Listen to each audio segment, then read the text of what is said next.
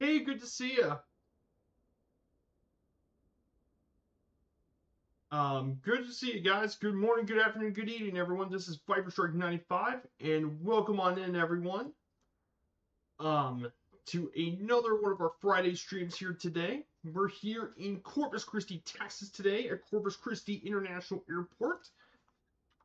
And today we're doing our game day flight here today, and of course, that being our another match of this year's FIFA World Cup here in the United States. We're going to be visiting Houston to check out the Netherlands versus Sweden. Should be an exciting matchup, of course. We'll be flying across the Texas coast for this one, of course. Should be a very exciting flight. Before we get started, I do want to say hello to everyone. Hello there to the moderator, Super Typhon. Good to see you. Gamer Pro, first time in chat. Morning to you. And hello to all the lurkers in chat. I hope you're all having a great day. So, of course, the World Cup has been extremely exciting so far. Some really great matches over the past week. We'll recap some of those when we get to the air. So, should be plenty of excitement here, of course. So before we get started, I do want to go over this flight plan, shall we? So we have two different legs, of course, for this flight. We'll start here at Corpus Christi, Texas. From there, we'll visit downtown Corpus Christi, fly along the waterfront, check out the USS Lexington, a very well-known aircraft carrier. From there, we'll make our way over to our first stop in Victoria, Texas. Kilo Victor Charlie Tango, Victoria Regional, here in Victoria, Texas. And then the second leg is the longest. We'll fly all the way down over to Houston. We visit the site of the match at NRG Stadium. In real life, is the main home of the Houston Texans of the NFL. You also get to see the old Astrodome too. Fly over Rice University, the Owls. Then downtown Houston. We fly over downtown Houston, including visiting Daikin Park, Shell Energy Stadium, home of the Houston Dynamo FC.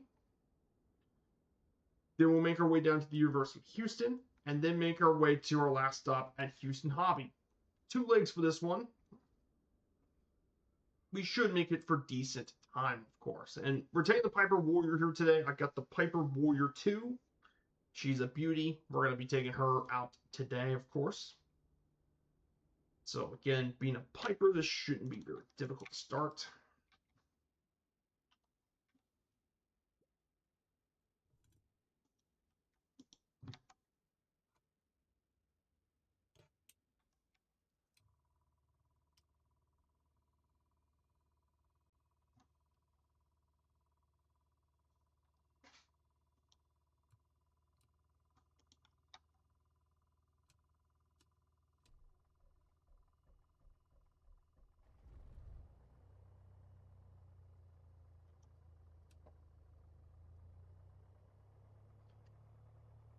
And there we go.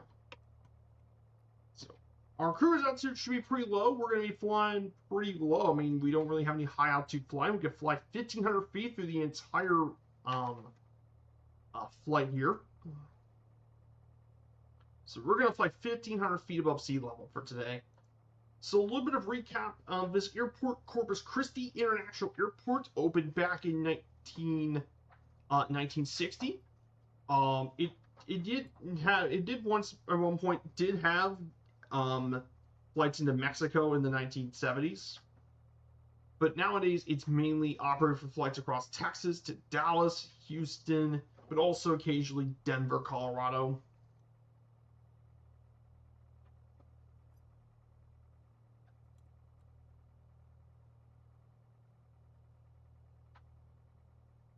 But nowadays it's a lot more just regional service. For the city itself, by the way, Corpus Christi is actually the 8th most populous city in Texas, with around 316,000 people. It features the 5th largest port in the United States, the port of Corpus Christi. Very busy port, and it's not just for cargo, it's one of the largest gateways for crude oil. but also it has a very sizable naval presence, Naval Air Station Corpus Christi, one of the 2 locations for training primary student pilots and advanced multi-engine pilots of the U.S. military.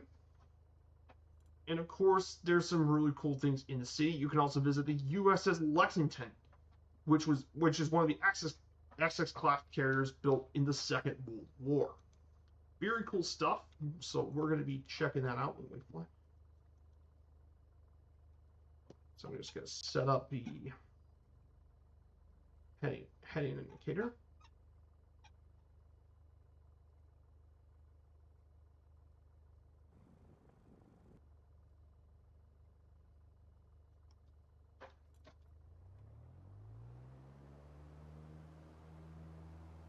Here we go, guys. We're about to make our way into Corpus Christi.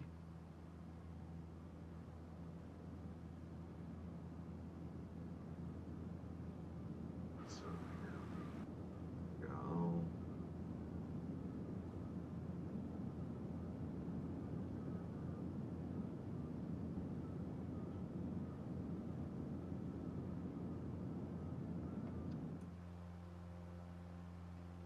So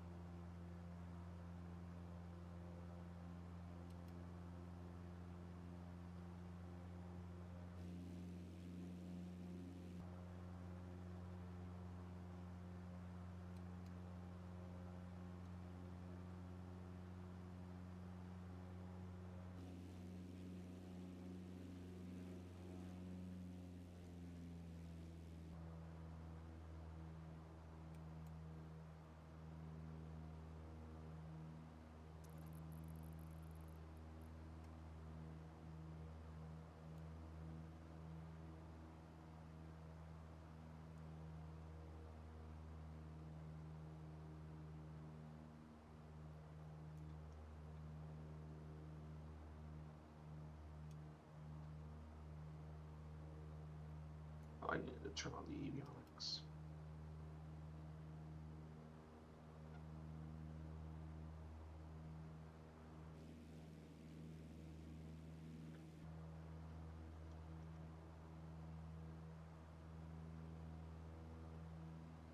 So we can actually technically fly around 1,000 feet if you guys want to. We can actually go 1,000 feet. We can go even lower if we want to. So we're going to go around 1,000 feet for this once the thing hits.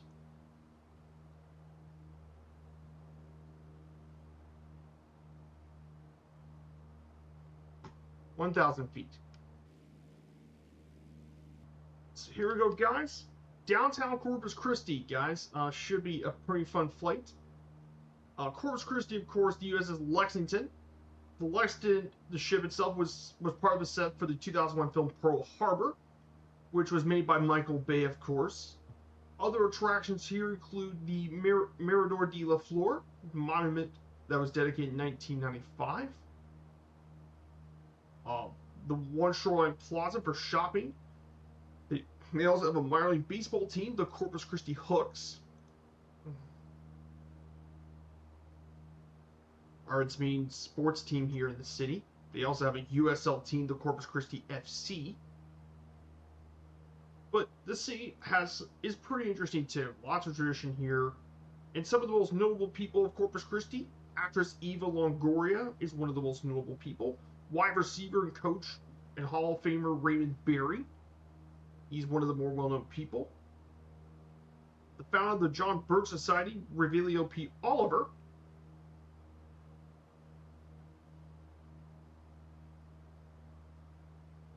And of course, E.B. Quintelia III, a songwriter, bassist, and producer, are some of the notable people from Corpus Christi, Texas.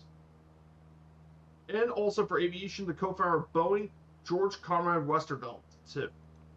Pretty neat. So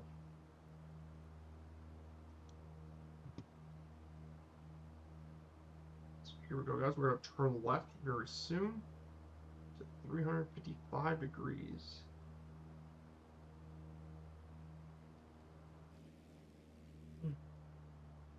So Here we go, guys. Let's take a look at Corpus Christi. Here's downtown for you, guys. Pretty neat little downtown area. That's a neat little area. Never actually flown down to Corpus Christi before. Never flew in the downtown area.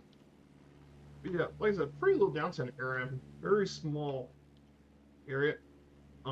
This area, of course, if you look to our right, we can see the USS Lexington. Unfortunately, the Lexington's covered in trees, which is obviously not the case in real life, obviously.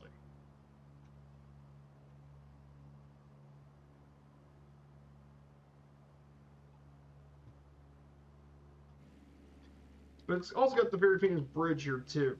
Very cool stuff, Corpus Christi.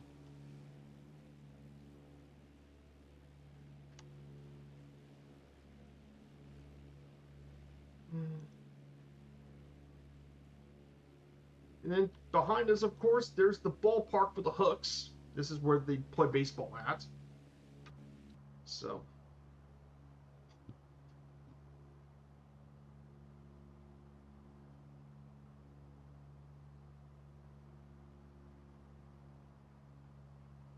So, I hope you guys have had a great week so far. We have a lot of World Cup matches this week, so I want to go over some of the recap for some of the World Cup matches from the week. So we get back on Sunday afternoon. Some big games, of course, on Sunday. Australia beat Turkey 2-0. Big win for the Aussies, of course. Germany absolutely destroyed Curacao. I have no surprise about the results. Germany is one of the world's best teams. But the Ivory Coast got a big win over Ecuador. 1-0 win over Ecuador on Sunday. The Netherlands and Japan tied 2-2 on a draw. What an exciting draw that was. And of course, Sweden-Tunisia was a complete win for the Swedes. They completely dominated Tunisia. Monday is then the next round. Group G, we have two matches in Group G on Monday.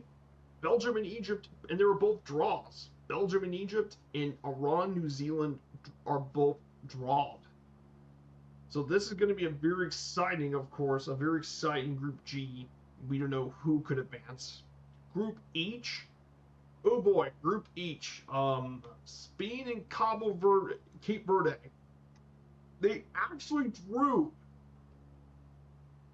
which is unbelievable. They actually drew with Spain because Vozinha put up one of the all-time great goalkeeping performances in World Cup history. He's 4 years old, and he absolutely had a ridiculous amount of saves. He saved 7 kicks in that game. And you know what's impressive? He managed to keep Spain from scoring, which is one of the very best teams in the world.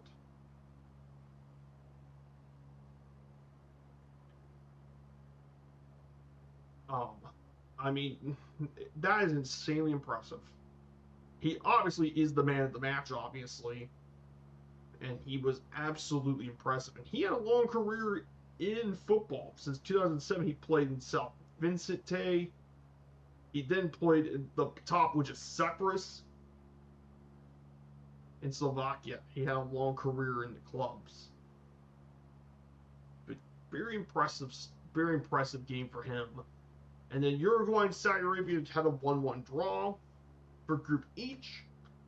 Then rounding off Group 8, then Tuesday, of course, France completely obliterates Senegal. Mbappe had a brace to now become France's all-time leading goal scorer in the international goal scorer. Senegal did get a goal in extra stoppage, but that wasn't enough to slow down the French. And then Norway and Iraq was a complete domination from the Norwegians. Raced by Holland, Ostergaard got one, and so did an own goal from the Iraqis. Complete domination from Norway. And of course, then in Group J, we have the matchup with Messi in Algeria and yeah, Messi single-handedly just beat Algeria because he got a hat trick for a 3-0 win. Pretty insane. Then, of course, Wednesday was Group J. Was the beginning of Group J. Austria took care of business against Jordan. I think Austria is one of the most underrated teams in the entire tournament, and I think they definitely have a very underrated squad. And then, you know what's equally surprising? Portugal couldn't even get a win against the Dominican Republic of the Congo. Yeah, it's a draw. Not the performance for the Portuguese fans, for fans of Portugal. Then the last game, Group K, Colombia beat Uzbekistan 3-1. Colombia, I think, is also one of the other dark horse teams. Is Colombia. I think they could be a dark horse for this year's World Cup. And then Group L, England and Croatia. The English absolutely took care of business. Kane was unstoppable. Bellingham got one in, so was Rashford. But the Croats did put up a good fight. They had their chances in the first half, but they really struggled. And Ghana beat Panama at the final minutes of the game. Ghana got a win over Panama. Thanks to Caleb Uranki. And finally, yesterday, of course, was the second part of the Group A stage.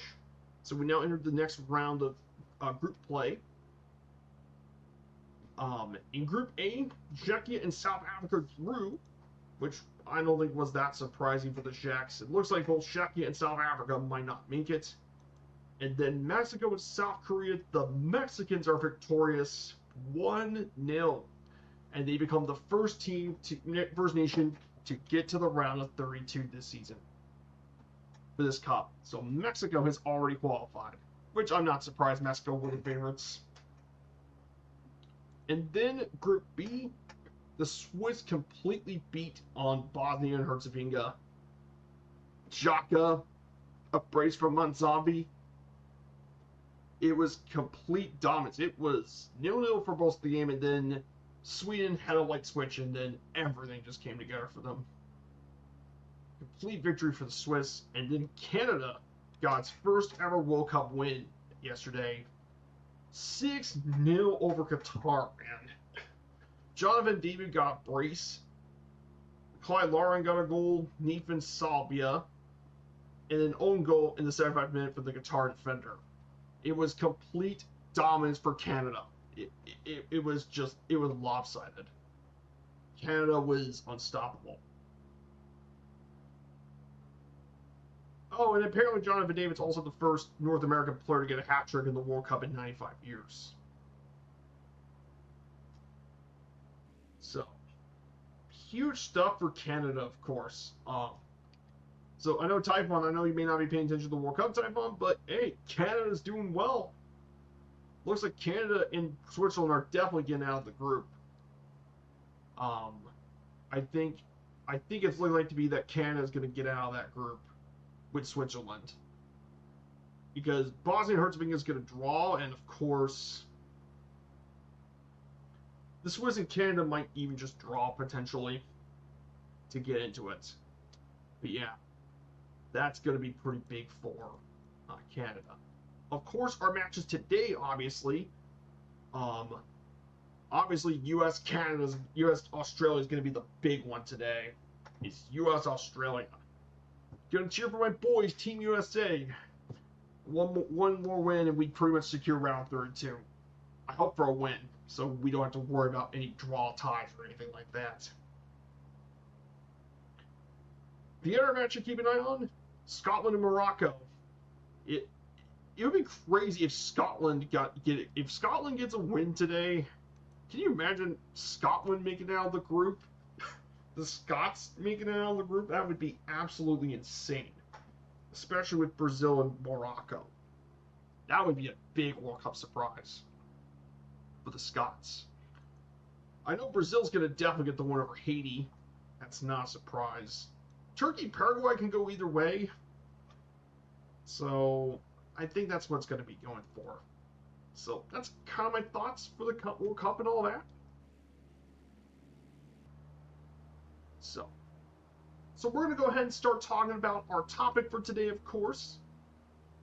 Our game day flights. We're going to be talking about the Swedish national team. The Sweden's men national team represents the Sweden's men international football. It's controlled by the Swedish Football Association, the main governing body of football in the country. Its home ground is the National Arena in Solna, which is just outside of Stockholm, which is just north of Stockholm. From a short period from the 1945 to the late 50s, they were one of the greatest teams in all of Europe back in the old days. But of course, Sweden hasn't been there since. That being said, this year, they've been very impressive in this year's World Cup so far, completely dismantling Tunisia. And like I said, I think Sweden could actually be a real threat. Especially if they manage to get a win against the Netherlands, which is a tough team, but if they get it done, yeah, no one expected the Swedes to make it out of it.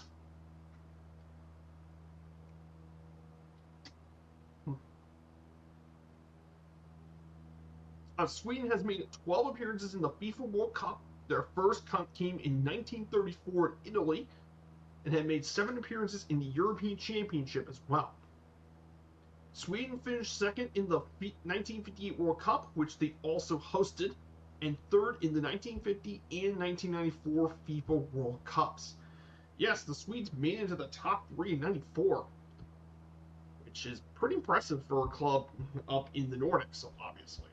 Other achievements include a gold medal in the 1948 Summer Olympics, and bronze medals in 1924 and 52 editions of the Summer Olympics, as well as reaching the semifinals in UEFA Euro 1992, which they've also hosted. In terms of the modern era, their most prominent result was back in 2018, when they reached the quarterfinals of that World Cup in Russia. Other tidbits about Sweden, of course, they're currently ranked 38th in the world. Their highest was second at one point, in 1994. Their first international game was 11-3 against Norway in Gothenburg. Their biggest ever win was a 12-0 win over Latvia in 1927, as well as tied also with Sweden versus South Korea in 1948. And their worst defeat came to the hands of the British during the 1908 Summer Olympics. So yeah, pretty impressive squad. Rich history, of course. The Swedes have had some really historic players over the years. We'll get to talking about the Swedish national team players over the years, of course. But really interesting team. This year's team, I think, has got some really good talents. Obviously, especially with their attacking players. Victor Gyökeres, who has played for Arsenal. Alexander Isak's really talented. He's really good. You also have Svanberg. He's quite a solid player as well. You got some really interesting talents. Of course, they got some great defensive players, including team captain Victor Lindhoff, who's also plays for Aston Villa. You have Gudmundsson from Leeds United. Like I said, they got some really solid players, especially their attacking players. They got some really big-time players out of them. So really solid squad right now. So in terms of their team image and their supporters, they first showed up during the 1912 Summer Olympics, where they chanted Heja Sverige, frisk humor, de ati som susen går, which translates to "Come on, Sweden. Being in good spirits is what does the trick" during the football games. Which, again, is Swedish as well, one of the Norse languages. The travel support for Sweden's away game showed up for the first time in the 1974 FIFA World Cup in West Germany, and since then, Sweden has always had large supporters in large tournaments. In fact, the 2006 edition of the World Cup, they actually had one of the largest groups of supporters during the tournament. As during one match, they had 50,000 Swedish national team supporters in attendance, plus an additional 50,000 outside the stadium. And they were voted the best fans in that 2006 World Cup, thanks to their huge numbers, friendly attitude, and love for the game. Now, in terms of fan supporter groups, since 2004, Camp Sweden has organized gatherings around the match, along with another organization, Gula Vagen, the Yellow Wall, has also did gatherings too. And these new supporter groups have built a pretty solid reputation of international supporters from Europe, of course. Gotta love the Swedes, of course.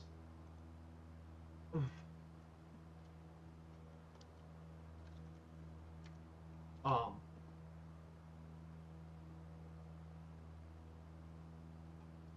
Now, of course, one interesting thing in the news, of course, for Swedish fans was they did have to be rescued yesterday, of course.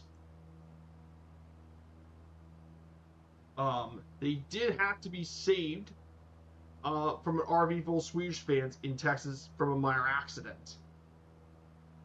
But the Swedes absolutely have some really great fans. In terms of rivalries, there's obviously one big rival for a lot of Swedish fans. Their main rival is Denmark, which, if you know the history of the two countries, it's not that surprising, especially when you know the history and relations between Denmark and Sweden over the years. And that's their big rival is Denmark.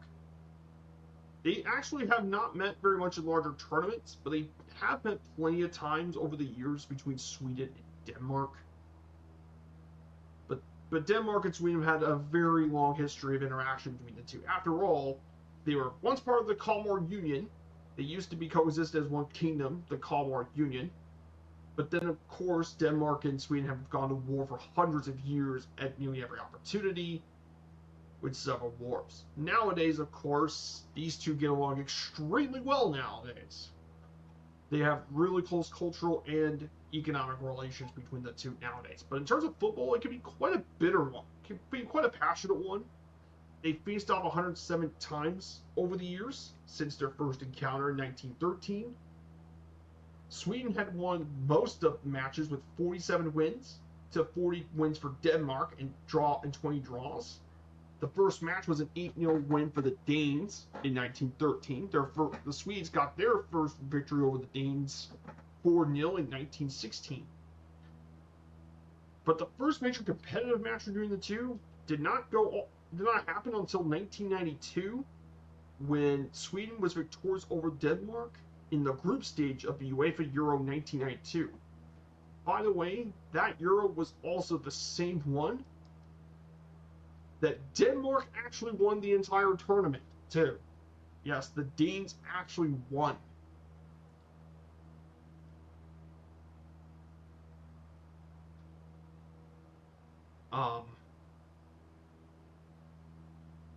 And the reason they won, of course, was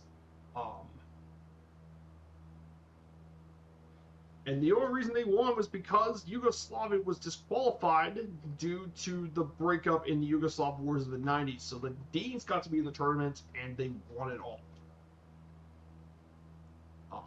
But these two are quite bitter. Then they also met again in 2004 when they drew 2-2, as making sure both teams advance at the expense of Italy.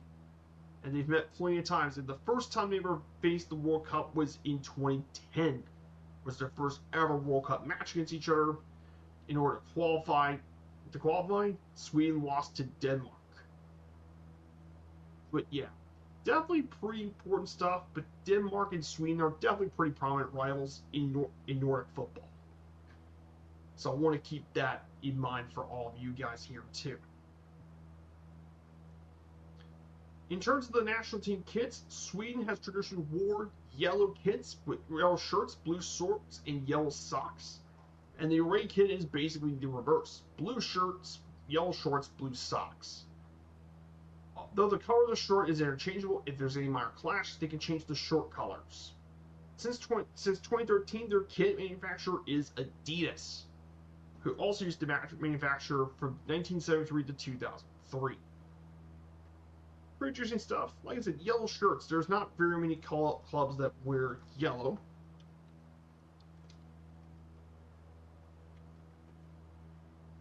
In terms of national teams, there's not too many national teams that wear the color yellow.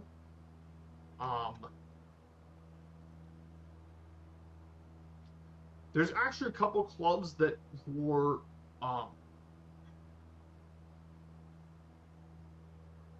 yellow at least.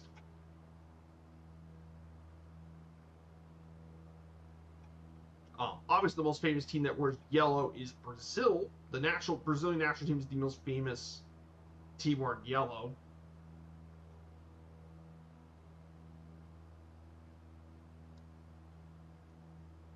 But there's plenty of teams that have worn yellow.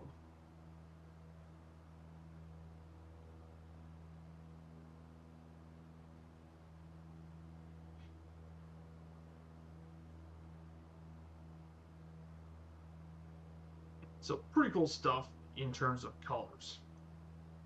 Now their national arena is literally National Arenan, and that is the national arena of Sweden.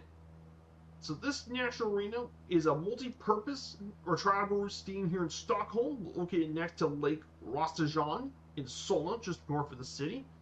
And it's the largest stadium in all Scandinavia, which is Denmark, Norway, and Sweden. Since its opening, it has served as the national team for the Swedish national team for men's football. In addition, the stadium also tents the one of the most successful clubs in Sweden, AIK, from Stockholm.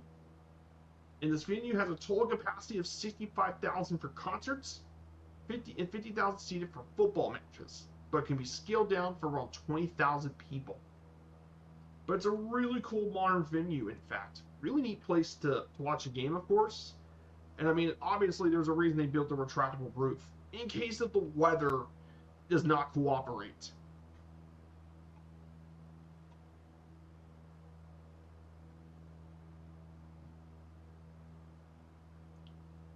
But they host all sorts of events, not just football, but tons of concerts. They also had a bandy. Bandies sometimes play here too. Bandies sometimes play here well. But tons of really cool stuff.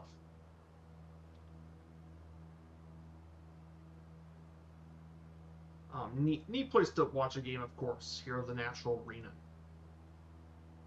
And here's their national team honors, of course. Sweden's got quite a few honors during its career, including runners-up in the 1958 FIFA World Cup, third-place finishes in 1950 and 1994, gold medal in the 1948 Summer Olympics, and they've won the Nordic Regional Championship 9 times. So yeah, pretty solid national team, solid history, of course.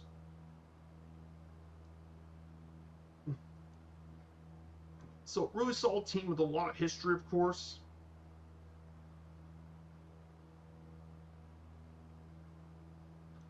So, in terms of their most notable players, the greatest player to ever play for the Swedish national team is Zlatan Ibrahimovic. Now, if you guys don't know about Zlatan, I know we covered him in our PSG series. When we did PSG Arsenal, we covered Zlatan for a bit. But Zlatan actually got to play from the Swedish national team. He was actually born in Malmo, of course. He was born to a Muslim Bosniak father who immigrated to Sweden in 1977 in a Catholic mother. And they both immigrated into Sweden and met. And of course, Zlatan has had a legendary career as a footballer. He played all over the world. But he actually got to start in Malmo, of course, for Swedish football, but he played for some of the biggest clubs in Europe. Ajax, Juventus, Internacional, Barcelona, AC Milan, Paris Saint-Germain, Manchester United, and LA Galaxy. But Zlatan's also had a long history of playing for the Swedish national team. And he's played a long history for Sweden, of course.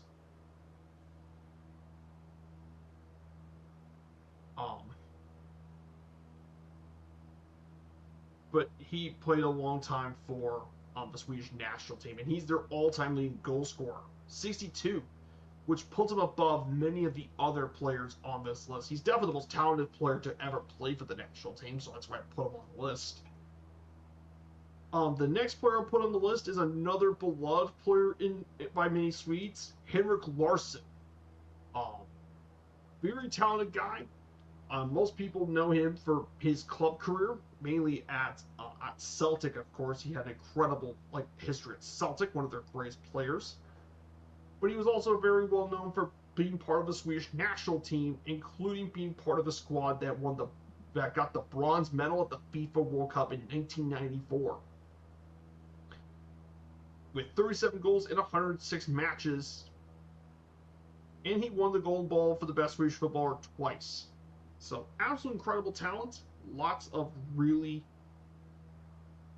really talented player. Very well known for speed, composure, and intelligence. Then, of course, after Henrik Larsson, we have Anders Svensson. He's the most capped player in Swedish football, 148 caps. And he played for a lot of his time in Elfsborg, the big major Swedish club of Elfsborg. He played over 400 appearances at that club, plus a decent time at Southampton. Very well known for his free kicks, passing, and set piece abilities. And of course, he's actually the 8th most capped European player in history, after Lothar Matthäus, Martin Reim, Cristiano Ronaldo, Iker Casillas, Vitalijs Astafjevs, Sergio Ramos, and Gianluigi Buffon.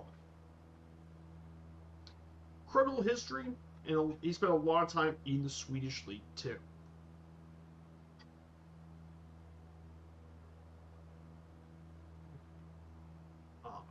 After that, though, we have Thomas Ravelli, very successful goalkeeper from Sweden. He appeared in 143 matches for the Swedish national team, and he's also played for the Swedish league for over 21 years.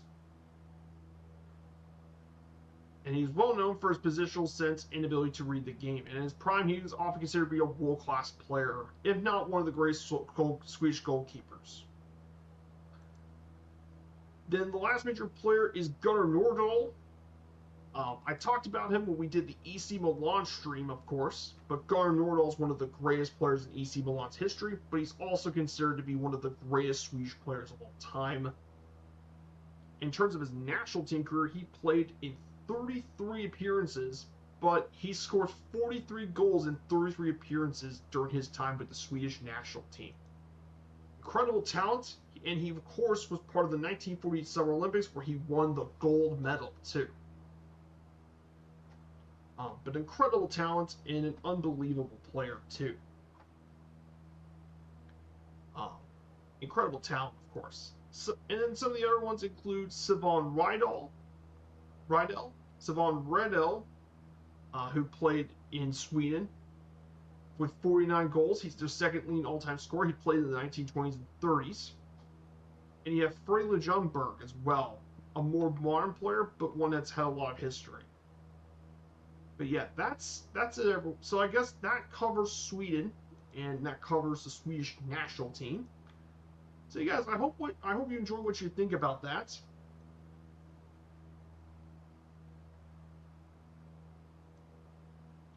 So that covers the Swedish national team. So yeah, definitely a very underrated team, obviously, with some really solid players over the years.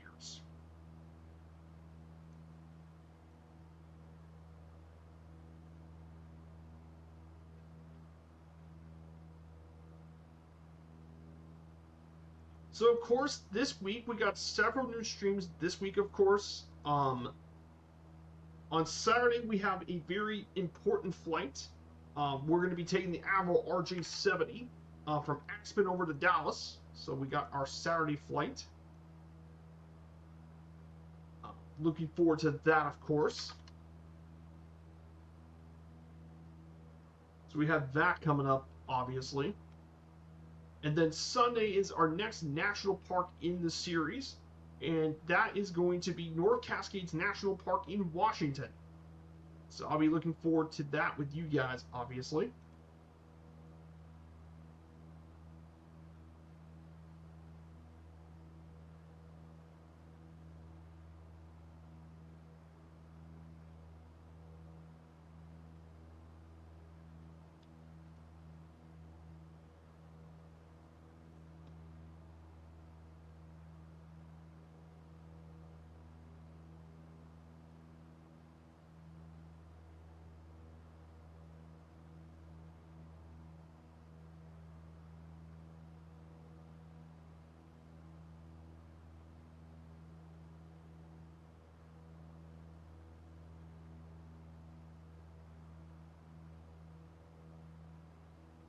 So we're going to be flying into Victoria, Texas pretty soon.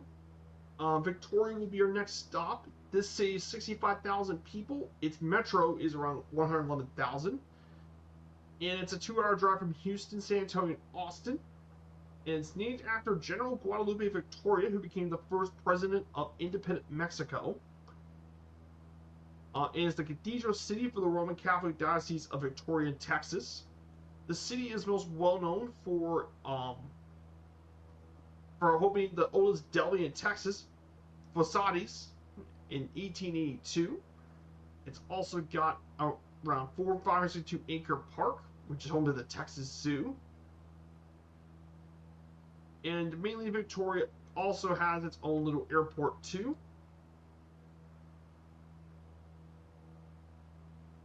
And some of the notable people here in Victoria, Texas, including the most famously Steve Cold Austin, one of the greatest wrestlers of all time, Stone Cold Steve Austin. He's from Victoria. Doug Drabeck, the former MLB pitcher and winner of the Cy Young Award in 1990.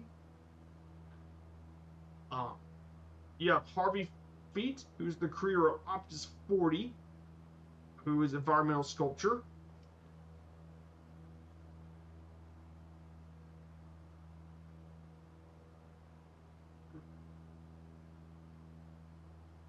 And finally, you have U.S. Representative Michael Cloud, or some of the more well-known people here from Victoria, Texas.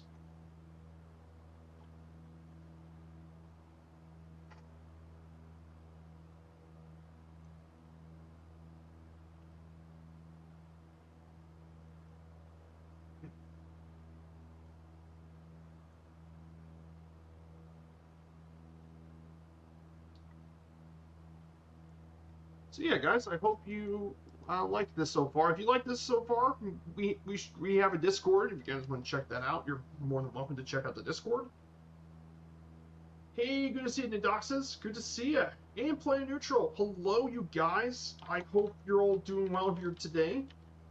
Here's a shout out to my great friend Planet Neutral. Great guy, local area streamer. Great dude. I've been a big fan of his channel for the past couple of years. You're always welcome to come on in, as always. So we're covering the World Cup match. As if you guys want me to know what the predictions for this weekend, I think the U.S. beats Australia today. The U.S. will get to qualify the next round. I actually think Scotland could beat Morocco. I actually think the Scots might get it done versus Morocco. I think they'll pull off a late winner, and the Scots advance into the round 32. I think we're going to get an upset. Brazil beats Haiti. In Turkey and Paraguay, I think it's going to be very competitive, but I'm going to say they're going to draw again. Turkey and Paraguay get themselves both eliminated.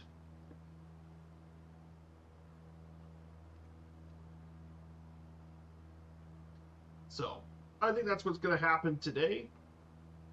For tomorrow, I think the Germany and Ivory Coast game is going to be pretty interesting. But I think in the end, I think Germany beats the Ivory Coast and they qualify for the round 32. And as for Ecuador and Curacao, I feel bad for the Curaçaoans, but they're not beating Ecuador. I mean, if Germany was able to dismantle them, I think Ecuador is going to take care of business. And they get back into contention with a big win. And Curacao are just been eliminated. And then, of course, the big game, the other game we're talking about, Netherlands-Sweden. Ooh, boy, that's going to be a good one. I think most likely this is going to be a draw. But I don't want to underestimate Sweden. They have a solid team. And they have a lot of momentum from that big 5-1. Oh, congrats, Dawson, on graduation. Congratulations, my dude.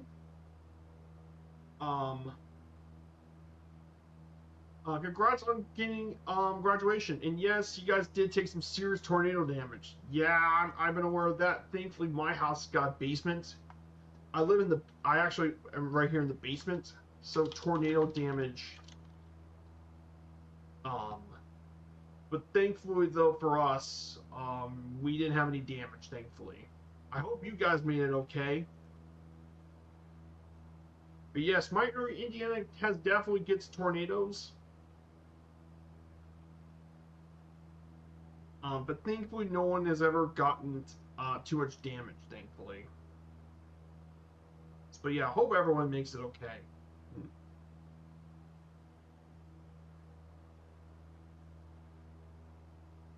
So pretty much stuff, but I think it's mostly going to be draw, or the Netherlands could bounce back. But that's definitely a game to keep an eye on. And then Sunday, of course, is going to be a very interesting one. Of course, I think the Spaniards get payback after what happened last time. Spain is going to take their anger out on Saudi Arabia, and Spain gets the big one in Saudi Arabia. Uruguay, Cape Verde. I think the Uruguayans got this. Can't like Cape Verde definitely had a great game, but that was just it was once in a lifetime performance. I don't think that's gonna last. Not against Spain. So Uruguay is gonna beat Cape Verde.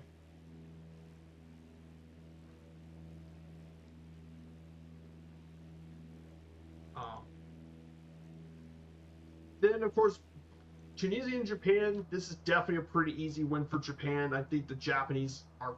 Tunisia is just the weak. It looks like they have the weakest team in this group. And then Group G, Belgium and Iran. I think the Belgians get the win over Iran. Should be competitive, but I like Belgium's chances of beating Iran. New Zealand, Egypt is also going to be a very interesting one, but I think the Egyptians have more enough in the talent in the tank to get this one through. So Egypt beats New Zealand. So that's kind of my predictions for this weekend. And that's what I'm going with for the weekend.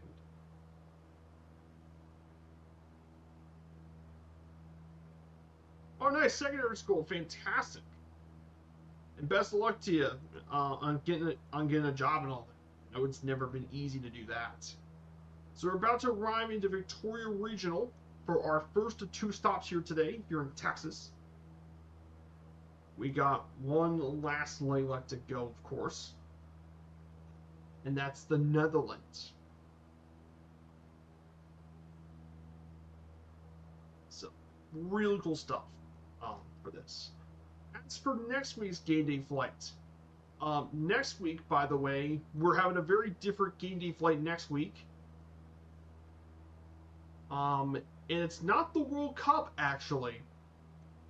I know, you guys are probably surprised it's not the World Cup again. But no, I have a good reason we're not doing the World Cup again.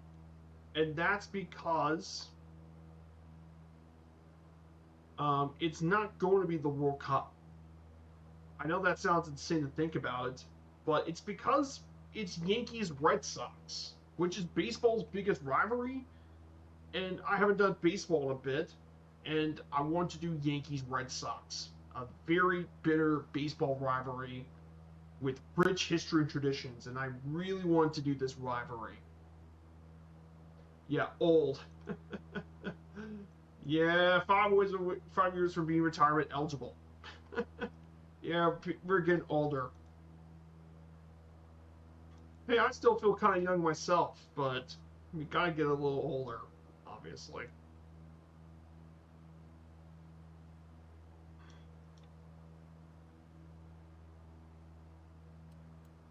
So we're gonna go autopilot off. We're gonna prepare for the landing here. So there's the runway at Victoria Regional.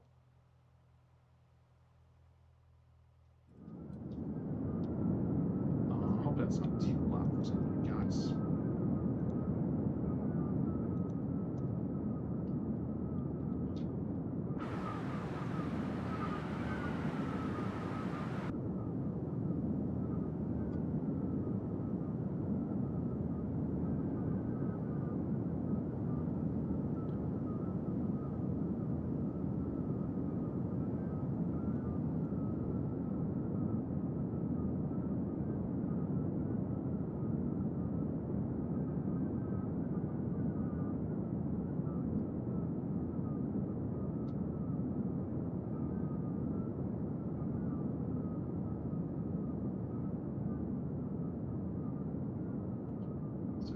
we go.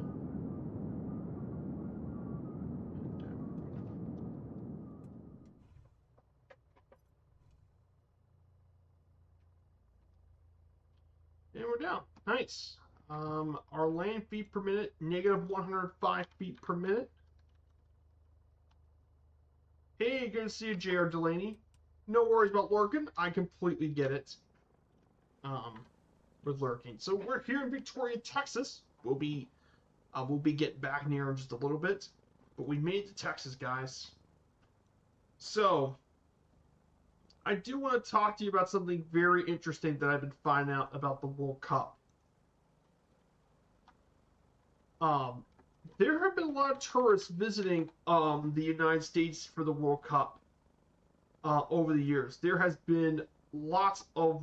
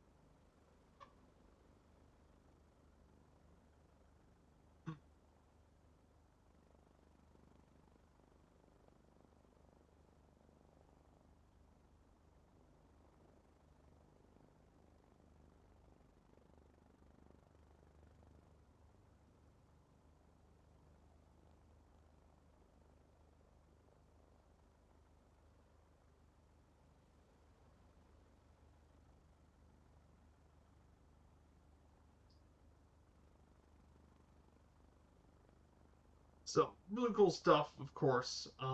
There's been a lot of stuff visiting. People visiting Buc-ee's for the very first time. Which, if you guys have never seen a Buc-ee's before, is absolutely huge. They have everything: food, sweets. They have massive round restrooms, car washes, and everything.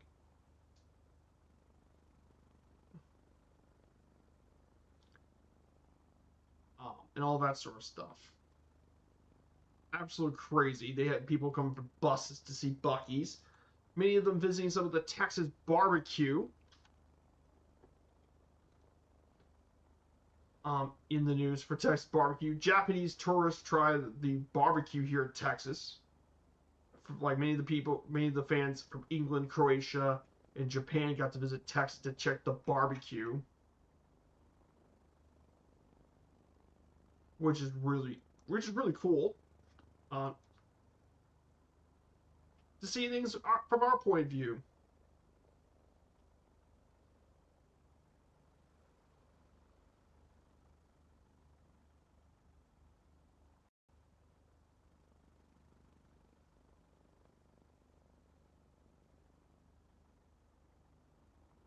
But yeah, so many really cool things that people try here in the States. Right now, looking at one trying a lobster roll from New England, from in Massachusetts.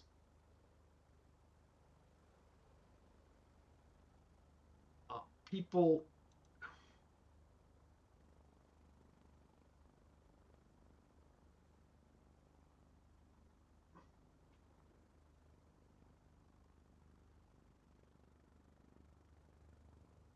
and people get to visit many of the stuff Americans did. I mean, can you guys remember when all the Scots got to visit Fenway Park in Boston?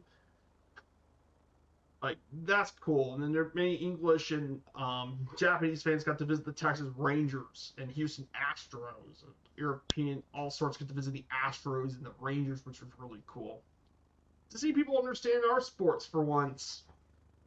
But yeah, I think it's great to see people see, great to see America get a taste of what America truly is sometimes too.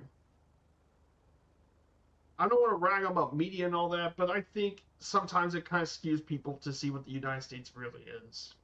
It takes a bit of things to learn about what the United States truly is. So that's kind of been my 2 cents on it.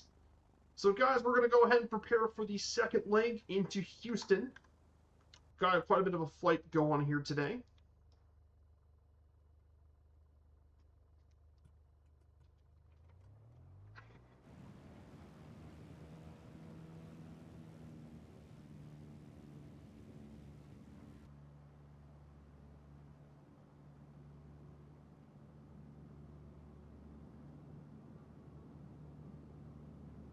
So, and plus the other thing I like too is that a lot of people get to visit the local landscapes and check out places they don't usually get to ever visit. Like there are some people who went to try out Seattle, got pictures of the mountains, go to Pike Place and all that. It's like they've done some things even I as an American have not done yet. Like I think it's just learning about experiences. That's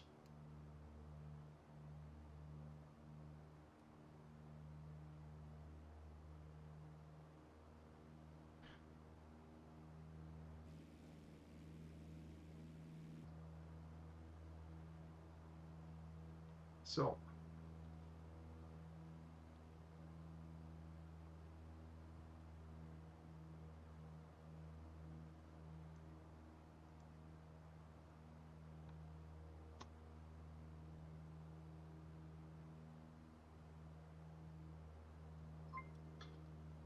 Hey, we actually have a raid from Gadget FPV. Welcome on in, Gadget.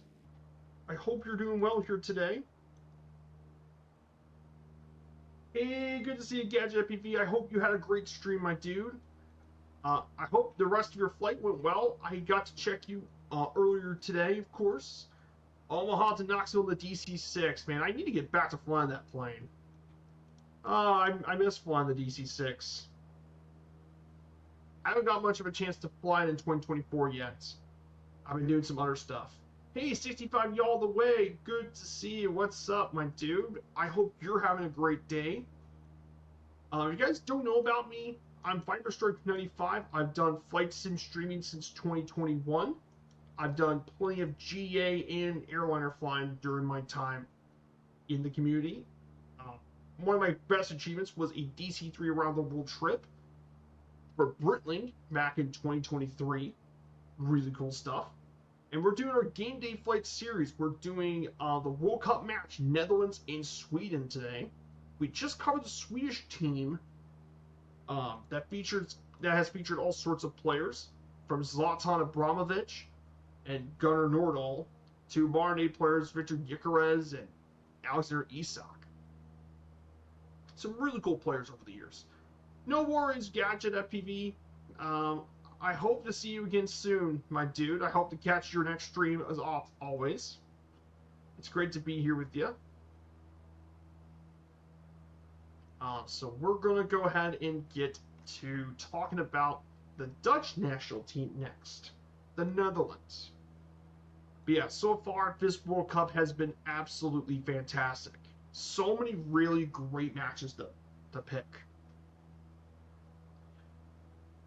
So many really great matches and so many really good moments this year too.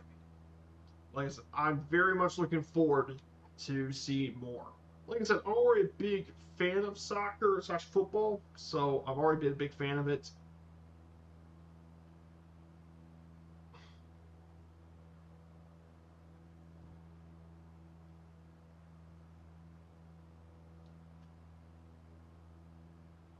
But yeah, very excited for the big game with Australia. I'm very much looking forward to that one, guys. So here it is. We're flying in the Piper Warrior. You can definitely see the Texas landscape and the coast. Not very scenery rich, obviously, but it is kind of flat. But if you really want to go to explore Texas scenery, the hill country is the perfect way to explore. Is when you get further west in Texas. When you get to the Rio Grande area, and especially Big Bend country, oh boy, that area is much more exciting to check out. And that's coming from someone who's flown plenty in the States.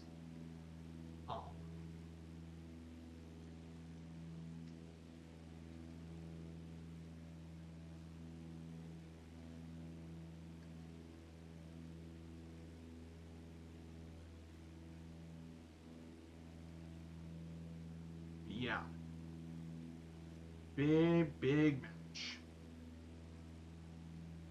Oh yeah, another thing too, a lot of people have been raving about the World Cup this year. The stadiums have been really good, especially many of the U.S. stadiums. They've been raving about the U.S. venues. Um, but I'm not surprised. Um,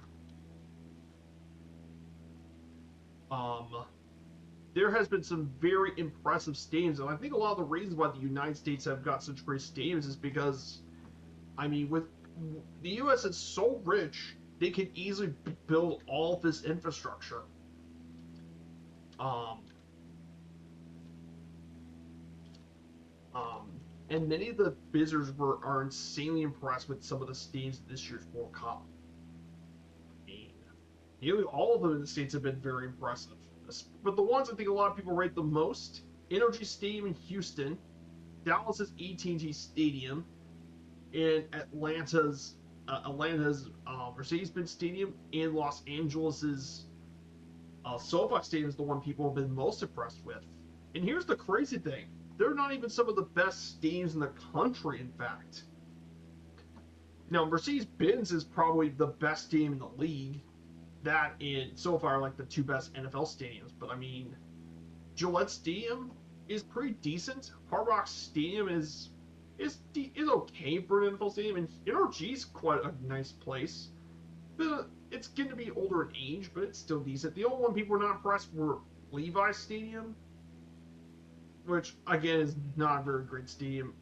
But I mean, the U.S. stadiums have been very impressive, and again, a lot of it's because of infrastructure.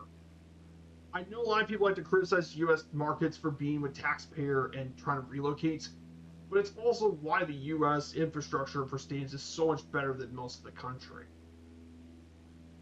And that's why many of the stadiums have just blown many of the European ones out of the water so far, according to many of the people who visited it. Obviously, that being said, I get why a lot of people did not like the pricing and stuff. I'm kind of with them on that one.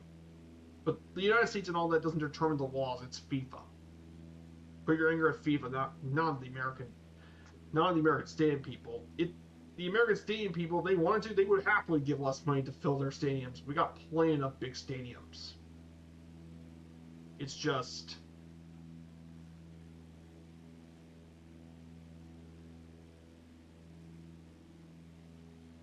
and here's the crazy thing too. FIFA's minimum is 40,000.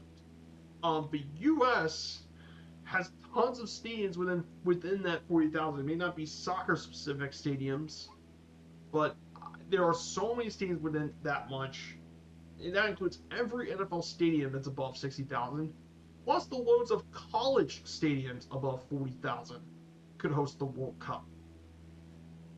That's the crazy thing people don't realize, is that the U.S. has more than enough infrastructure to do that. Let me put a link to a video. I think that would be the perfect guide to explain it. Let me give you the link to.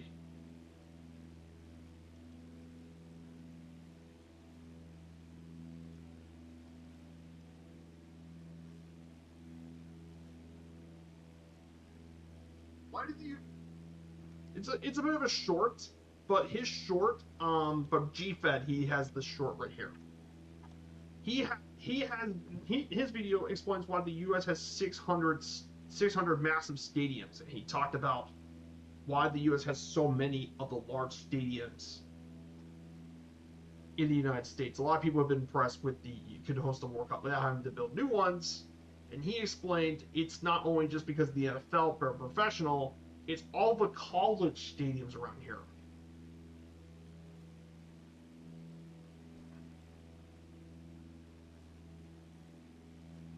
And he explains why the U.S. has so many ones, especially to all the international people who come here to the States. Like I said, mind you, the ones they picked, some of them weren't even their best teams. They could easily, the NFL could host 5 or 6 of them. Like, the U.S. could have easily hosted the World Cup all by itself if it wanted to. And I'm not kidding with that. Like, some of the venues and teams didn't even make it. Denver was one of them. They looked at Denver.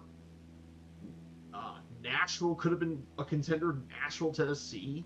Las Vegas could have also been potentially one too. Um, Chicago was another one that didn't have a bid. But yeah, what I'm trying to say is that the U.S. has so many places to play that you could easily do it. That's the point I'm trying to get at with the United States. Is there's always so much about the stadiums and all that too. Plenty of it here in the States. And yeah, and also the U.S. has really great stadium infrastructure for the most part. Maybe not public transport. The U.S. still is car-based, after all. So it's not really a surprise.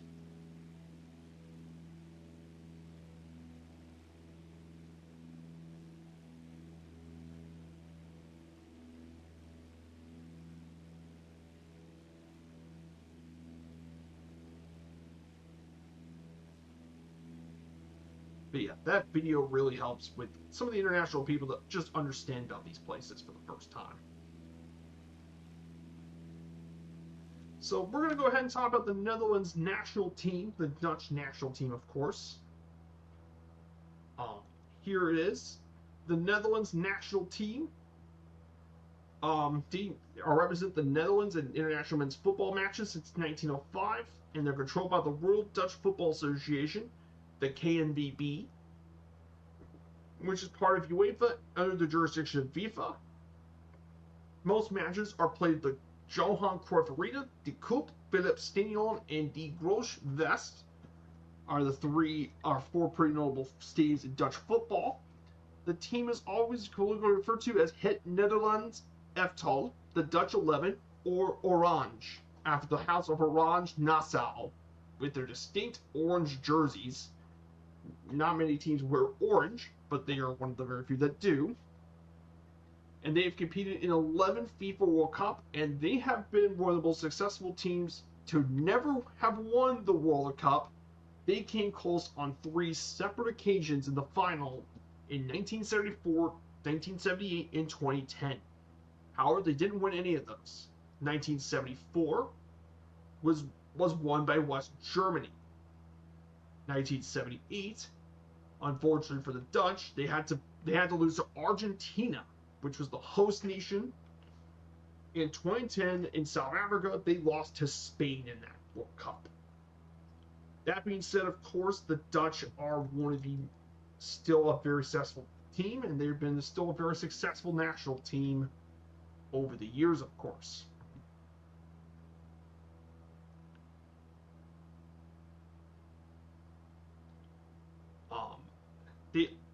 They've also appeared in 11 UEFA championships. They've won the 1988 UEFA tournament in West Germany, as well as taking 3 bronze medals in the Olympic Games in 1908, 1912, and 1920. So, pretty impressive team. They've had a long history. Their current head coach is Ronald Koeman, who was a very successful player for the Dutch national team, and he had a long career being a major defensive player who played for Groningen, Ajax, PSV, and Barcelona, and Feyenoord. And currently ranked even the world, but again, at one point they were once first in August 2011. Their lowest ever placement is just 36, so they've always been consistently within the top 35 teams in the world. Their first ever international game, of course, is against Belgium in 1905. They got a win over Belgium. Their greatest win is 11-0 against San Marino, who is the lowest rated team in FIFA rankings. And their biggest defeat was in 1907 as they lost to England amateurs 12-2. Yikes for the Dutch.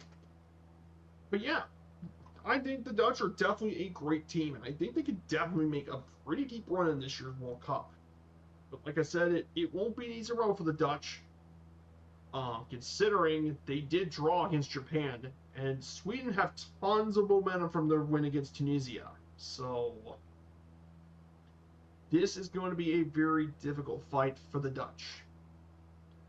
to go through. In terms of some of their most notable kits, obviously everyone probably knows the Dutch for being famous for wearing their iconic orange kits. And they've always played in their bright orange kits, and orange is actually the historic color of the Netherlands, originating from one of the many titled the ruling heads of state, Prince of Orange.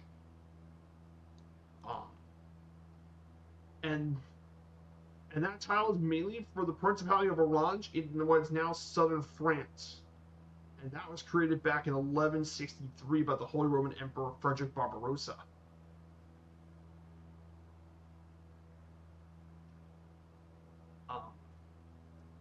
As well, of course.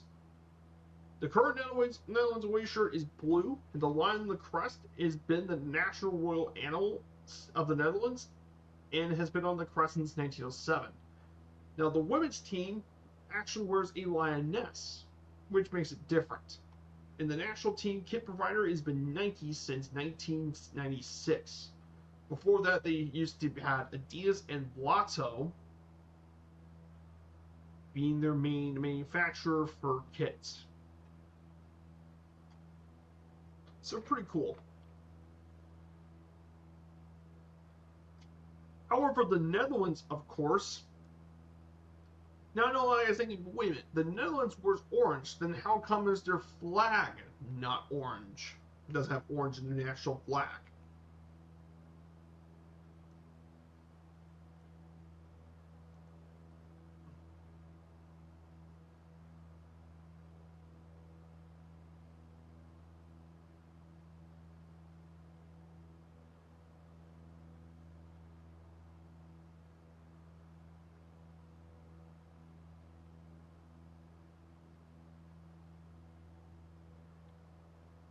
But of course, it used to be orange, but then they changed it to red, white, and blue in 1937.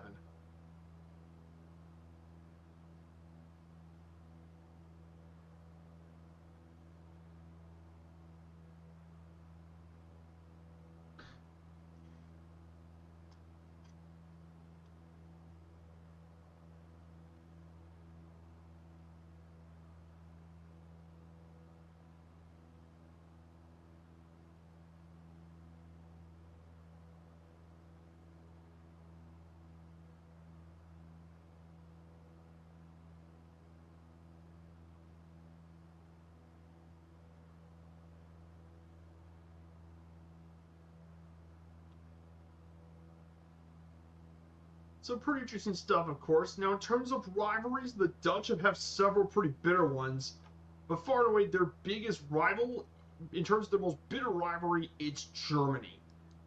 And it makes sense, deeply rooted in anti-German sentiment due to the German occupation of World War II. By far away, the longest football time rival has been Germany. And of course, in 1974, when the Netherlands lost the World Cup to West Germany, the rivalry between the two has become one of the very best in international football. And this one's an extremely bitter one. They've actually faced in 48 different meetings. Germany has won 18 of those meetings against the Netherlands. Has won against the Netherlands, of course. The Dutch have won 12 with 18 draws, but this has been a very bitter rivalry. And they've faced off plenty of tournament matches, including UEFA Euros for group stage matches. They once faced in a round 16 in the 1990 World Cup, but of course everyone knows most famously the 1974 World Cup final. It was the most famous one as well, which was won by the Germans, of course, by the West Germans. But yet, this rivalry is very, very bitter.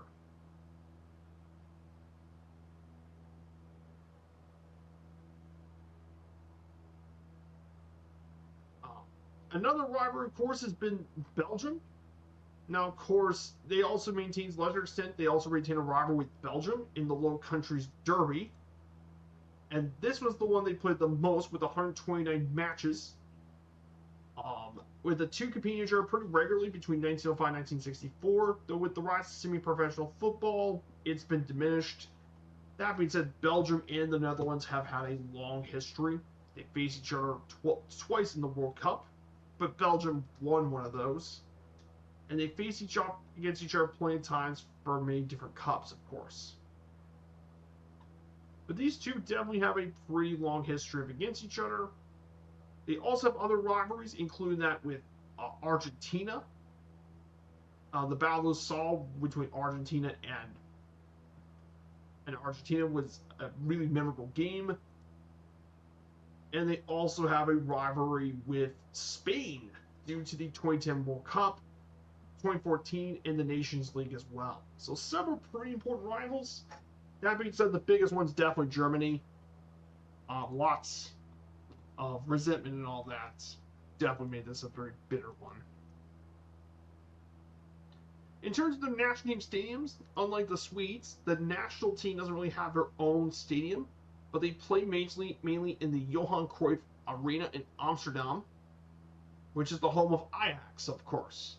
And they played its first international match back in 1997, a 1998 World Cup qualification match against San Marino, and of course, as well. Over the last few years, they've been playing other games, mainly at De KHOU, which is the home of Feyenoord in Rotterdam. And occasionally you might see matches at the Philips Stadion in Eindhoven and at the Die Groot Fest in Inschede, which is the home of FC Twente. So pretty important stuff here to keep in mind with the Dutch, of course. Lots of very important people and players, of course. And let's look at the team honors. Like I said, one of the most successful World Cup nations to have never won the event. 3 runner-ups in 1974, 78, and 2010. They also got a third-place finish in 2014. In the Olympics, 3 bronze medals in 1908, 1912, and 1920. In the UEFA European Championship, they've won the Euros once in 1988, and they got third place in 1976, and they were runners-up in the UEFA Nations League. So yeah, 10 total honor medals during in their history, of course. So some very memorable players and some very memorable teams as well over the years. Now, finally, is the national team players. There is a lot of very notable players. The most notable player to ever play in the Netherlands Dutch team is probably the greatest Dutch footballer of all time, Johan Cruyff. We covered him during the Ajax stream in Barcelona, but let's talk about the last part about Mr. Johan Cruyff. One of the greatest Dutch players. Of course, he played internationally, and he was a big part of the 1974 World Cup. Now, he only played 48 matches, actually, but they never lost a match when he scored, of course.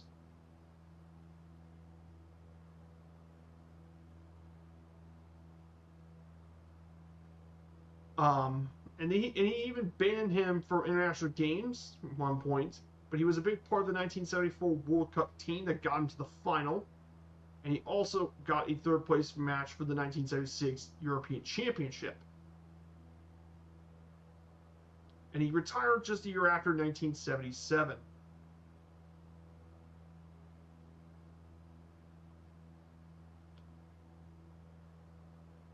But that being said, of course, he's also had a legendary club career with Ajax and Barcelona. He became a club icon for both of them. Next player on this list, of course, the next legendary player, of course, is Robert van Persie. He is also the second leading international goal scorer for the Dutch. He currently has played for most of his career at Feyenoord and Arsenal, are the two main clubs he's most associated, but also Manchester United and Fenerbahce for his club career. And he's played 102 matches for the Dutch. And of course, he was part of the 2010 World Cup team that went all the way to the finals. Unfortunately, his team came up just short in the final due to Andre Iniesta's goal from the Spaniards. But he still had an incredible career for the Dutch national team, and And of course, he played for a lot of that during his time. Very well known for his ball control and talent as a striker, of course.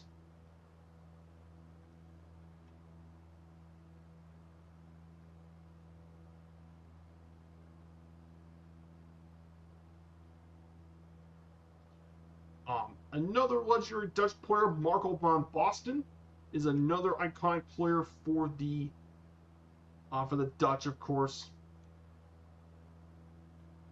Obviously, Marco van Basten's one of the most talented players to ever play for the Dutch. An absolute menace of a goal scoring machine. He's definitely one of their all-time greatest players. Of course, he's a multiple-time Ballon d'Or winner who played for a ton of different clubs.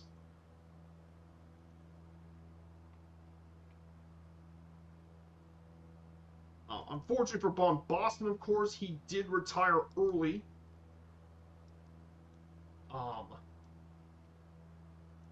But he was absolutely insane. Three-time World Player of the Year. He won the Ballon d'Or 3 times, of course, and he played a long history with the Dutch, including the 1990 World Cup as well. Unfortunately, he retired early due to a really bad injury, and that costed him an early career.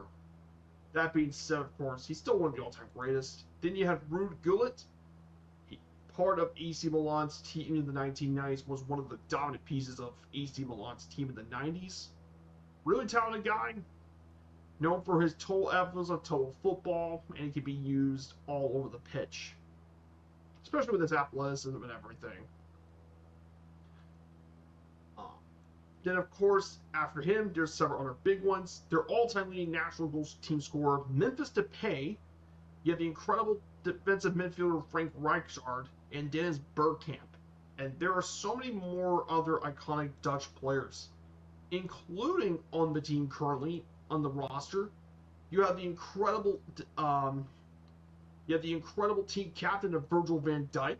I should have included him on the list.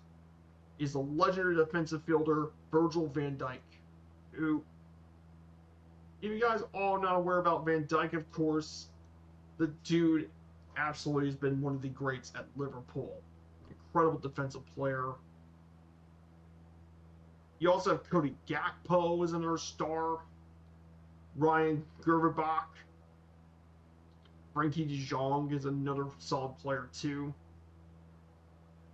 So yeah, some really solid talents over the years, and they got plenty of other really talented guys. So, but yeah, I think the Dutch can definitely make a run, and like I said, they got so many historically significant players over the years. So that concludes our slides for today. We're 59 nautical miles from our final stop here for this trip.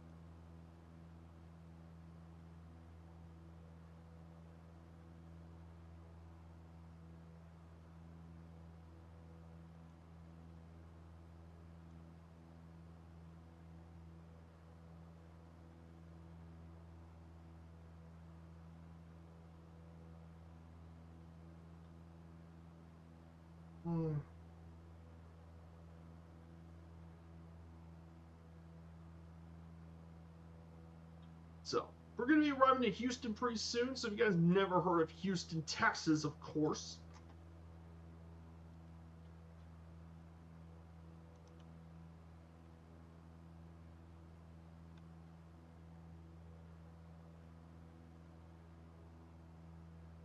Houston, Texas is the most populous city in the state. In the nation's fourth most populous city with 2.3 million people, its greater metro is a whopping 7.8 million, which is the fifth most populous metro in the country.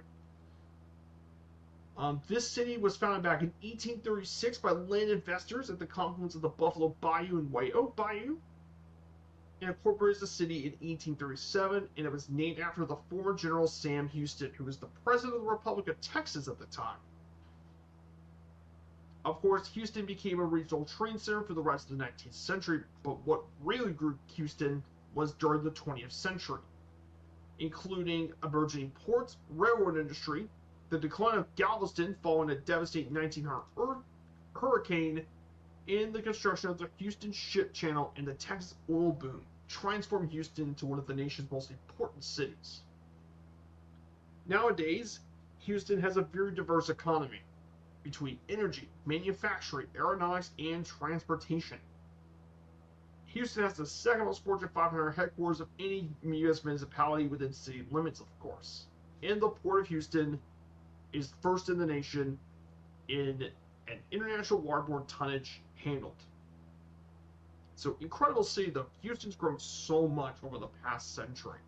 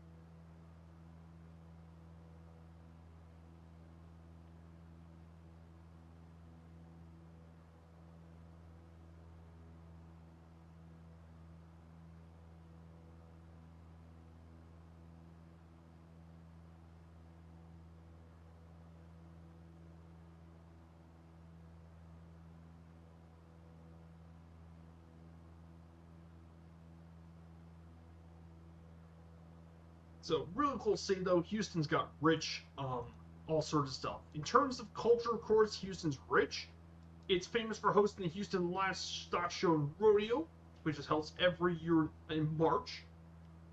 Next year it's going to be March 2nd to 21st of 2027, which is the largest rodeo show in the world.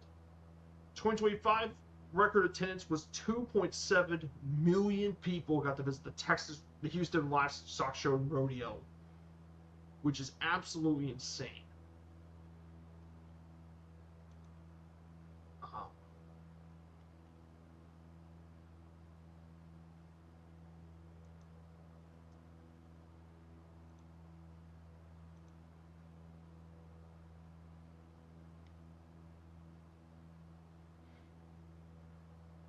It's definitely very big, of course, but that's not the old tradition.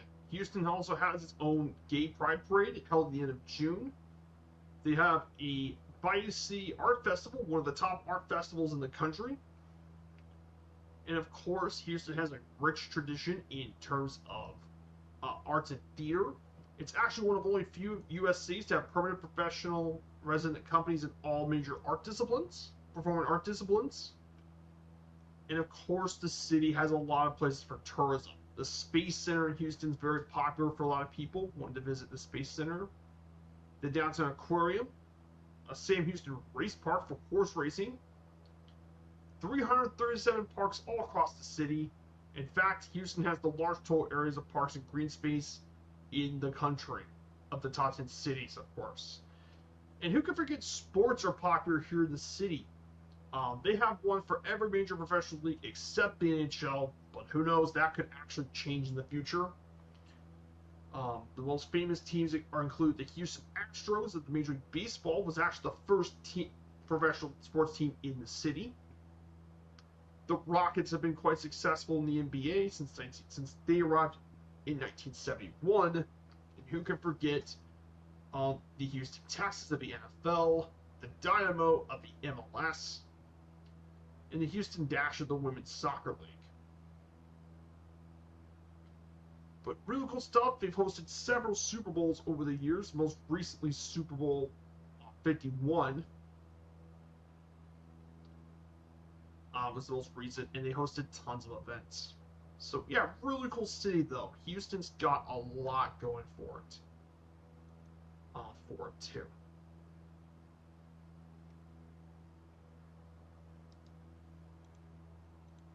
But yeah, very very cool city. Houston, lots of things going for it. And I mean, there's so much about Houston that is to cover. Yeah, Houston also has a lot of different other culture too, including cuisine. Houston's got a lot of different foods and stuff, from Tex-Mex to Louisiana Creole, because of course Houston's not far from Louisiana. In fact, it's the closest major city outside of Louisiana to get. You're literally just take the highway through I-10 and you're down in Louisiana. You're by country. Of course, one very interesting thing that's popular here in Vietnam is Vietnamese cuisine, because there's been a lot of Vietnamese immigrants in Houston, and many of them also have mix of Louisiana cuisine to make Vietnamese style crawfish.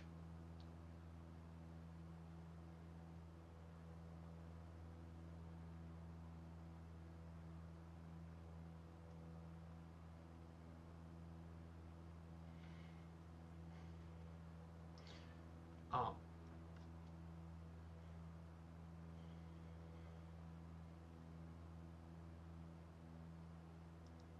but yeah, really cool stuff. What I'm trying to say is that Houston's got a lot of really cool things going for it. That I think makes it a really interesting city to visit, of course. Things for it, too. Finally, the most important thing that I definitely enjoy with my time here, of course, it's definitely a lot of stuff. I've never been to Houston, so I really want to check out Texas at some point. Really cool stuff.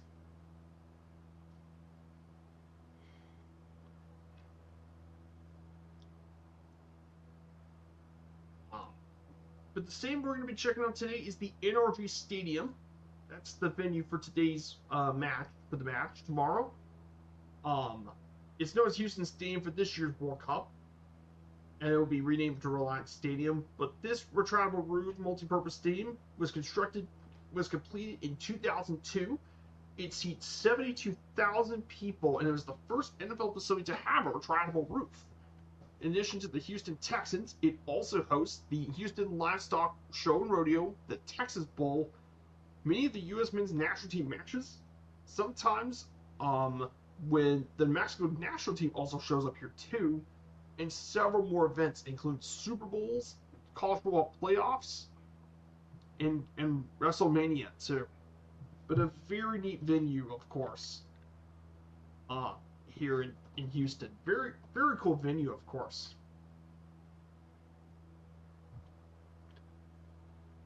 Um, really neat stadium as well. I know some people want to actually modernize this stadium for a more modern venue. Of course, they've been talking about renovating the place, but very cool venue. A lot of people have really praised it, of course.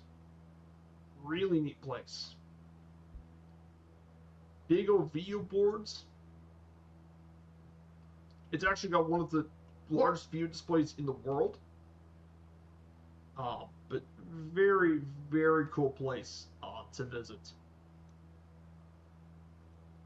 A lot of people really liked it, of course, for this year's World Cup.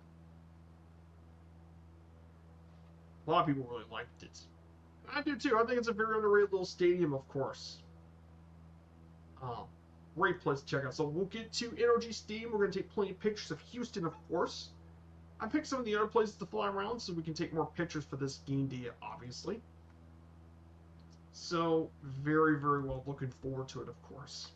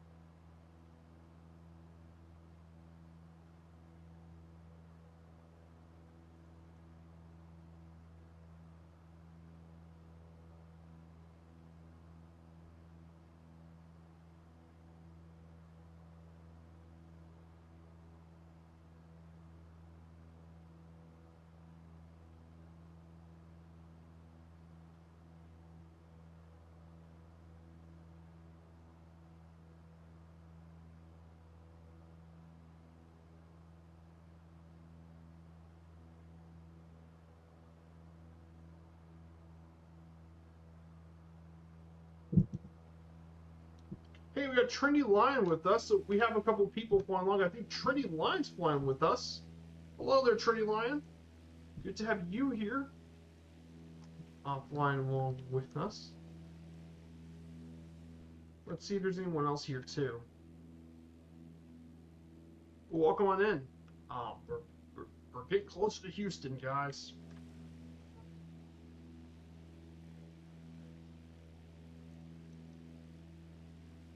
Very nice. So we had Houston Metro.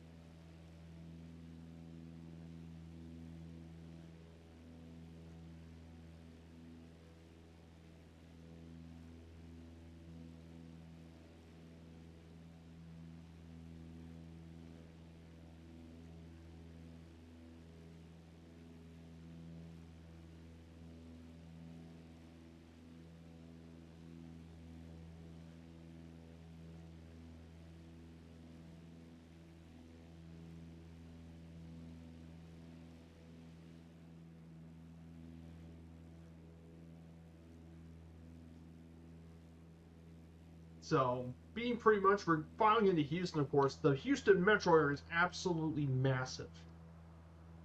By the way, of course, Houston's metro's huge. It's, like I said, a lot of cities in Texas and all that are pretty sprawling.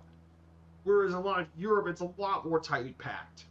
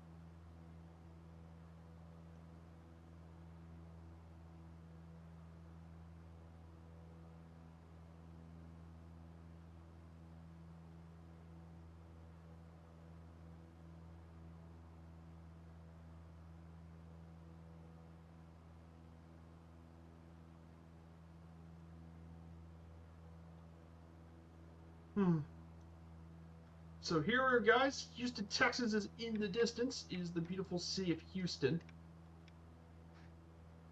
There she is in the distance. We can see the sports arena and all that here in Houston. So one of the really cool things about the World Cup, of course, the final is going to be at MetLife Stadium. So I guess this summer we'll be covering the World Cup for the weekend, of course.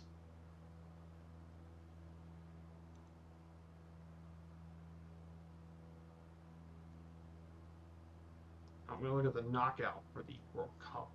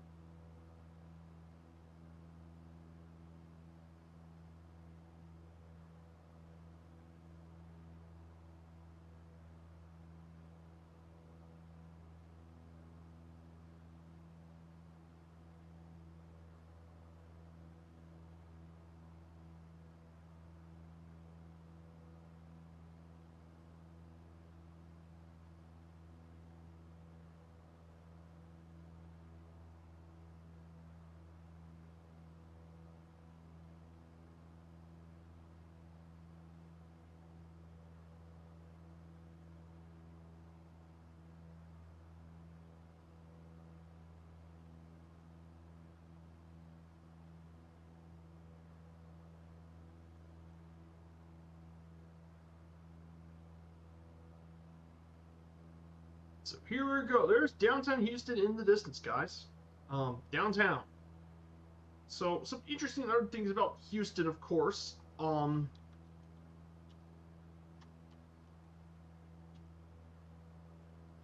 tallest building in the city, by the way, is the J.P. Morgan Chase Tower at 1,000 feet above sea level. Is the tallest building in the city of Houston, by the way.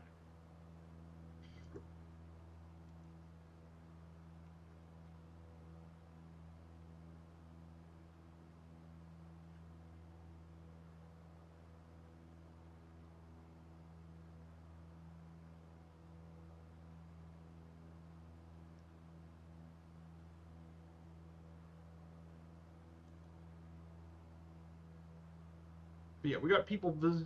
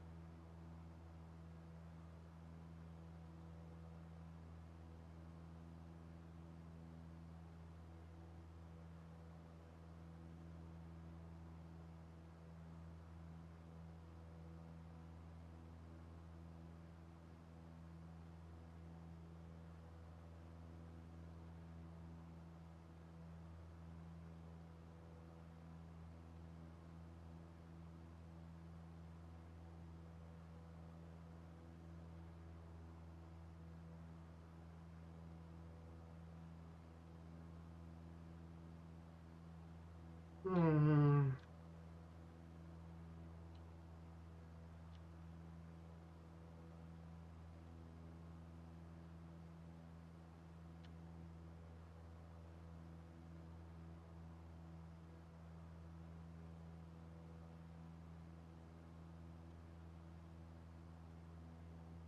So big stuff going on. Houston, really cool city. I can't wait to check it out in the future. But thank you guys for coming on today's stream. I think this has been a massive blast having you guys here as always. It's been a blessing to be with you guys, of course. Here it is, Houston, Texas. Absolutely, really cool city.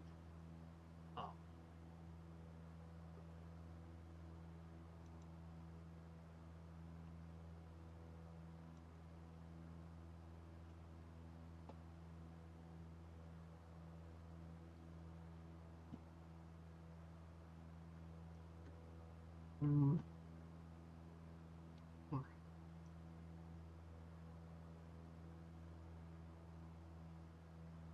So here it is, Houston. So there's the NRG Stadium here for today.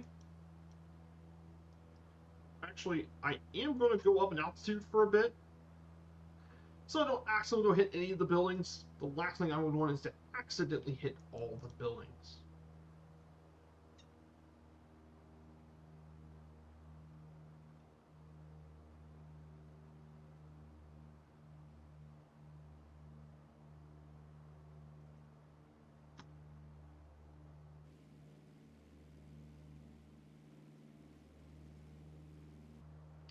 There, I had to climb up an additional 500 feet just to make sure I don't hit anything. But yeah, Houston's really cool. Now, next to the NRG Stadium, by the way, is the Astrodome. Now, if you guys never heard of the Astrodome before, this was the original multi-purpose dome stadium. It was the original that was financed and assisted developed by Roy Hoffines, the mayor of Houston.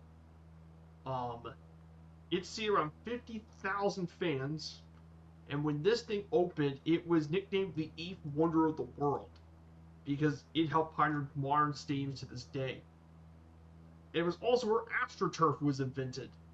The famous artificial turf AstroTurf was invented also for this ballpark. Of course, the Astros played here from 1965 to 1999 when they moved into the now new Daikin Park, which is a really cool ballpark in Houston.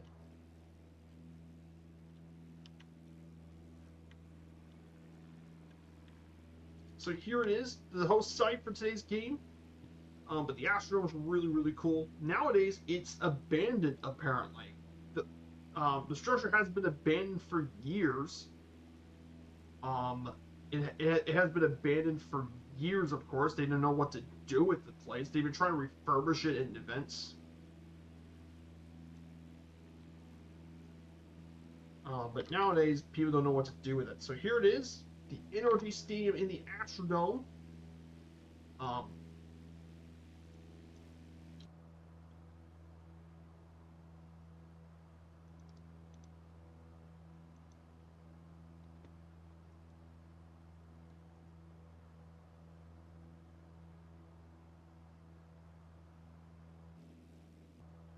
So we're going to go this way. We're going to head up to Rice University. Now, this is Rice Stadium coming up here to the top. See, this is Rice Stadium. Now, fun thing about this stadium, of course, home of Rice University, when this thing was originally built back in the 50s, it once seated to around 70,000 people, which is unbelievable. It may seem weird at first. Why is this stadium was so big? Well, back in the day, Rice University was once a powerhouse in college football. Yes. Which is impressive when you consider that Rice University is one of the smallest universities in Division I NCAA football.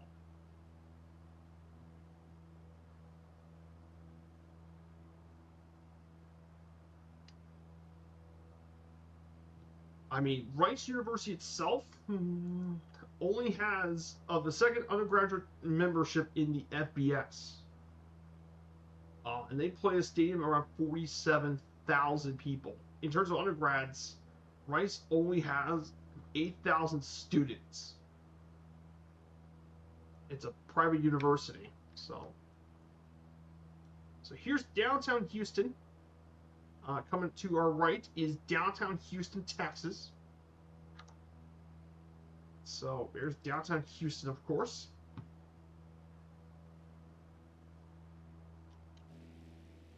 So there's downtown Houston. And Rice Stadium was where JFK did his speech, "Why we chose to go to the moon." That was where his famous speech happened. But of course, it was big. It was up to 70,000.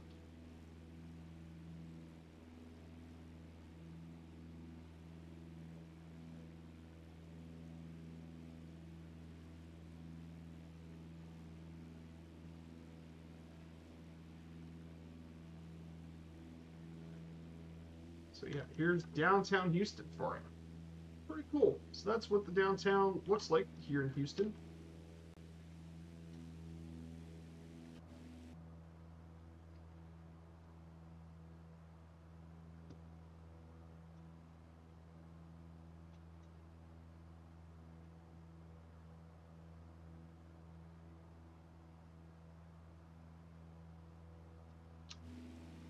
So yeah, this is downtown Houston.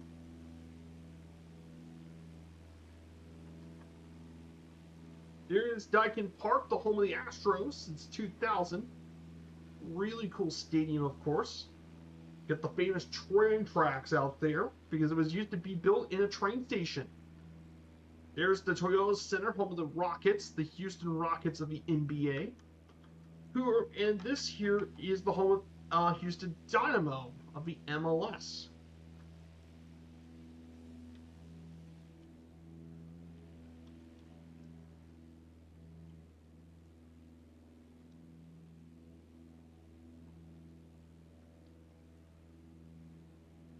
Yeah, got some really great shots for you guys.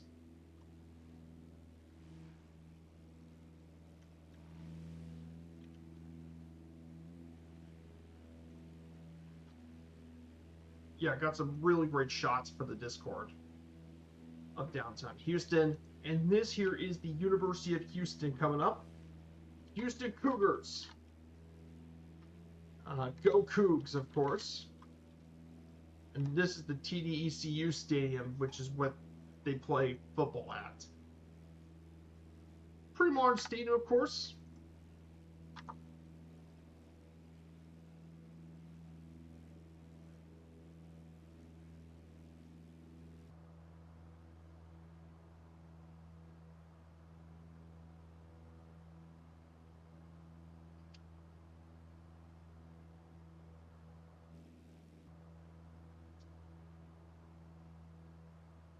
So here it is, guys. Historic Houston Hobby. You guys all probably heard about Houston Hobby Airport. This is Houston Hobby is it's the secondary commercial airport here in Houston. It's the oldest airport in the city, dating all the way back to 1927. It was once the major airport for the city until Houston Intercontinental opened in 1969. However, it's now become a major operating base for Southwest Airlines. It was the first North American airport to be rated 5 stars by Skytrax in 2022. And it features flights all across the country, plus a few international destinations too. And this past year, Houston had around 13.9 million people in 2025.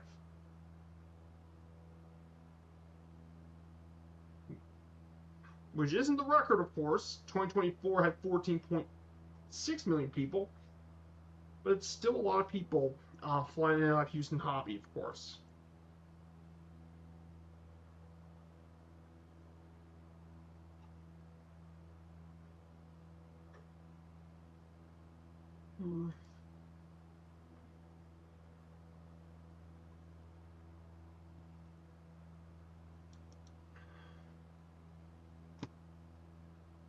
So we're heading and prepare for the landing at Houston Hobby.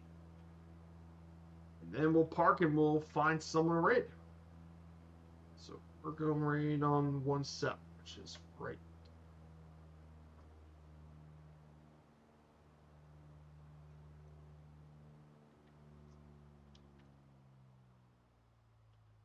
Yeah, Houston Hobby, really cool airport to visit. We're going to land at 1-7.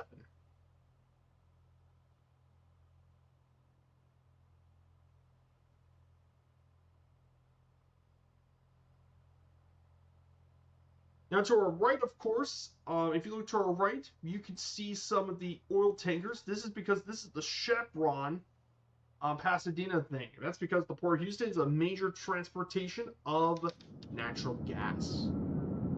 Hey, good to see you. Nice to tech you. Hey, Timo, this is default scenery. I haven't added any additional scenery, of course. This is default. Good to see you, my dude. First time chat. I hope you're having a great day. We're just doing some flying here at Houston Hobby Airport.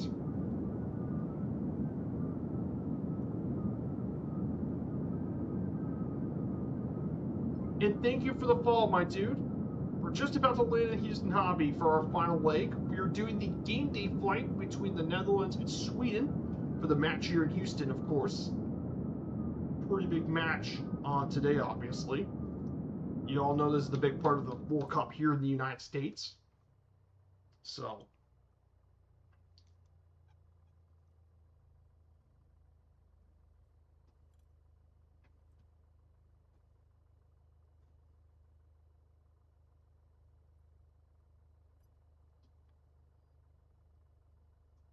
that's it, everyone. Let's park here, and we're going to turn off the engine. So we'll turn everything off.